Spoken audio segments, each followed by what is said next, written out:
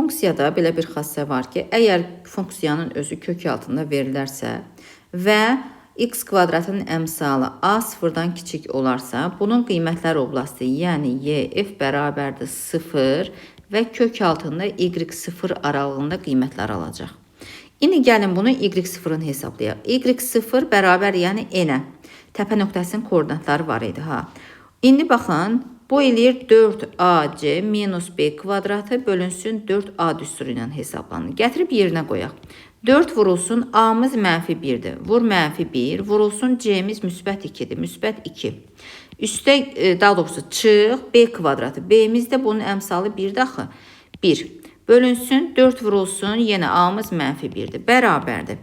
Surətdə eləyəcək mənfi 8 çıxılsın 1 bölünsün mənfi 4.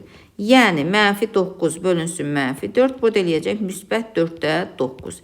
İndi biz bunun qiymətlər çoxluğunu yazaq.